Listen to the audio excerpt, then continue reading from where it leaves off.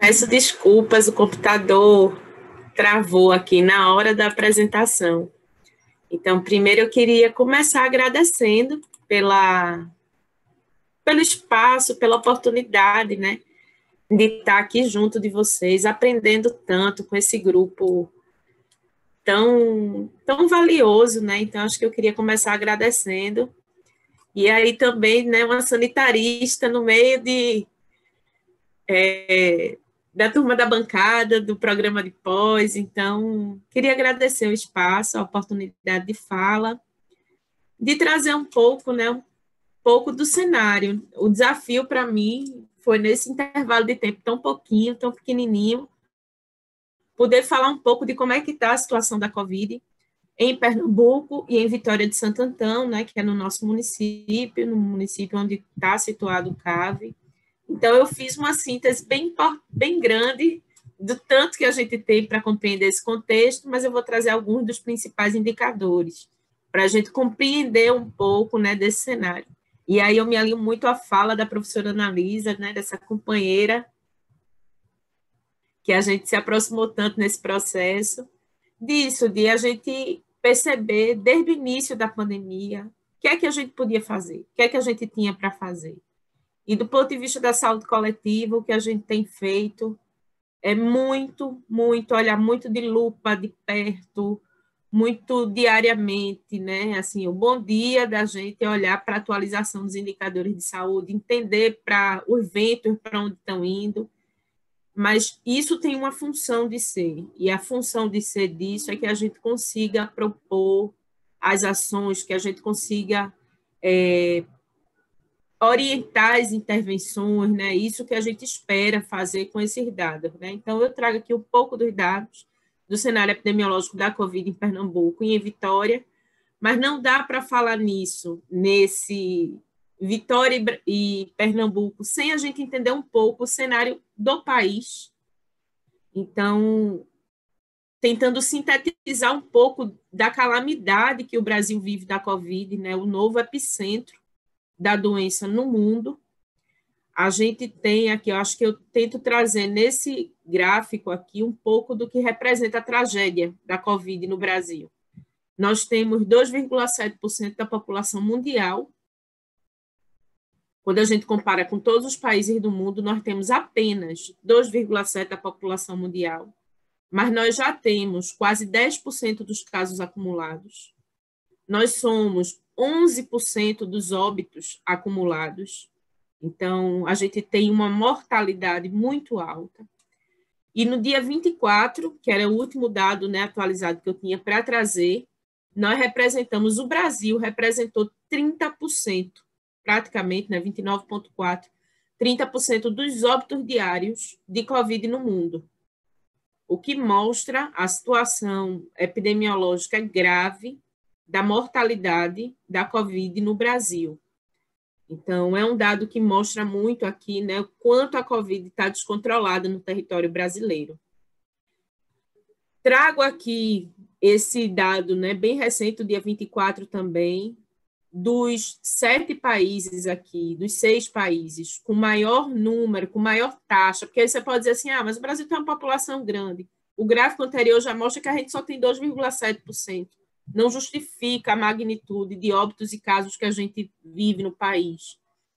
Mas quando a gente relativiza pela população, esses são os 6 países com maior mortalidade, mortes a cada 1 milhão, né, de pessoas no mundo. Então, o Brasil, mesmo quando a gente relativiza pela população, que países com populações menores tendem a ter taxas maiores, quando a gente relativiza pela população, o Brasil é o primeiro no mundo em mortes diárias. Ele tem sido, né, essa tem sido a nossa colocação no mundo, esse é o nosso lugar. Por isso que estão fechando, né, são barreiras em aeroportos, proibida a entrada de brasileiros no mundo, porque a gente está com a situação de fato descontrolada. E aí um dado importantíssimo que traz muito o que a professora Analisa falou anteriormente, o que a professora Sandra do Butantan trouxe, né, é a questão da vacinação. A despeito de todos os esforços da comunidade científica, a falta de coordenação, né? E a despeito também, vejam, a gente tem um sistema único de saúde capilar, com muita capilaridade, com muita potência de aplicação de doses de vacinação diária. A gente tem o Butantan, a Fiocruz, a gente tem a produção de vacinas, mas por falta de coordenação do Programa Nacional de Imunização, a gente ainda tem, né, um ritmo de vacinação muito lento. Então, quando a gente olha o número de doses administradas por 100 pessoas, né, por 100, no dia 24 de março, o Brasil ainda está muito abaixo. Então, a gente ainda está vacinando muito pouco. Né? A gente, aí saiu uma notícia recente dizendo que a gente era o sexto, quinto, em vacinação em números absolutos, porque temos uma população grande. Mas quando a gente relativiza pela população, nós ainda estamos muito atrás. Então, acho que esse é um elemento importante para a gente pensar. E o que mais assustava todos nós, né, sanitaristas, profissionais de saúde, era o colapso do sistema de saúde, né? É a repercussão da transmissão descontrolada da Covid no sistema de saúde.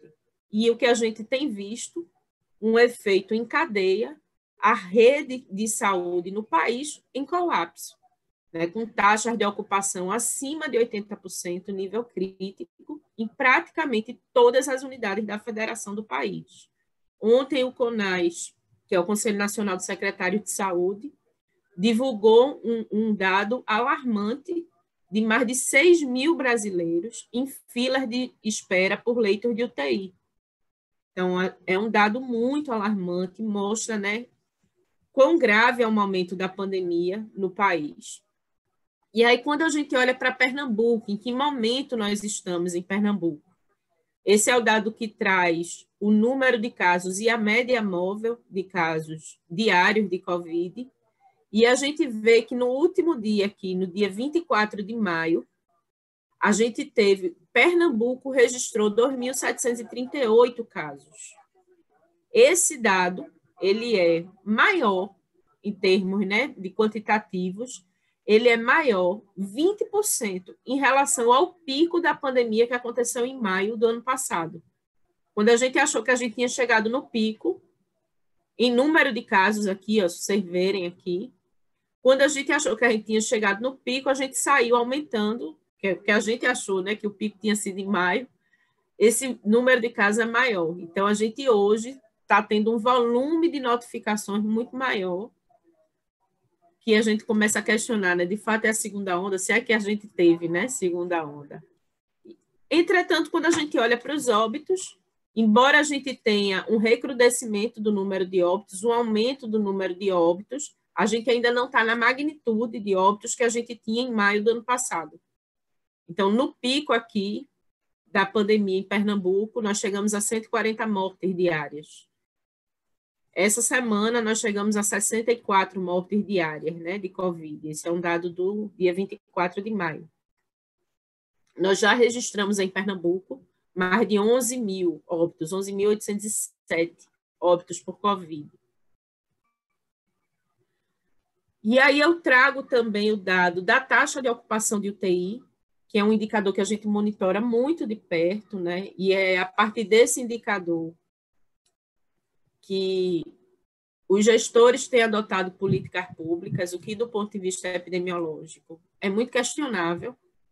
A gente fala, um epidemiologista falou, e eu concordo demais, adotei essa fala dele, apude aí para mim, que ele disse que o Brasil trocou o direito de respirar pelo direito do respirador. Então, a gente está o tempo todo monitorando taxa de UTI, de ocupação de UTI, mas a gente deixou de fazer vigilância territorial. A gente subestimou durante a pandemia o papel da atenção básica. Então, é como se todas as ações de enfrentamento da Covid, elas se dessem a partir, principalmente, é quando acende o alerta nos governos, é a partir das taxas de ocupação. E, sendo assim, Pernambuco chegou a 98% de ocupação de UTI e 87% de ocupação de enfermaria. Quando a gente olha para esse gráfico seguinte, a gente tinha em Pernambuco, no dia 24, antes de ontem, 180 pessoas na fila de espera para UTI. a gente está com um cenário bem parecido ao que aconteceu em maio do ano passado, que foi o pico, a crise da pandemia em Pernambuco. E chama a atenção a velocidade de crescimento dessa fila de espera. Então, a gente vê aqui que, a partir, né, dessas restrições de circulação, a gente conseguiu frear um pouco esse crescimento que estava bem íngreme, né? Vocês olham aqui, ele estava bem acelerado, e nos últimos 4, 5 dias ele desacelera um pouco o crescimento da ocupação, da fila de espera por leitos de UTI, mas ainda assim em níveis muito altos. Então, são 180 pernambucanos esperando por leito de UTI. E a gente já tem registro de óbito de pessoas que não foram atendidas, né? Aí aqui eu trago um pouco do dado de vacina, do cenário de vacinação em Pernambuco, aqui é no Brasil todo, mas eu queria focar em Pernambuco. Isso é um portal que o Ministério da Saúde tem divulgado. Então, Pernambuco, do que ele recebeu de doses diárias, né, de doses do Ministério da Saúde, ele já vacinou, aplicou em torno de 57,9%. Então, a gente tem em Pernambuco cerca de 665 mil pessoas vacinadas. Ainda é muito pouco, considerando que a população de Pernambuco é de mais de 9 milhões de habitantes, né? E a situação de Vitória, de Santo Antão. Então, estou tentando ser bem sintética. Então, qual é a situação de Vitória de Santo Antão? Quando a gente olha para os casos acumulados, a gente vê o comportamento da curva.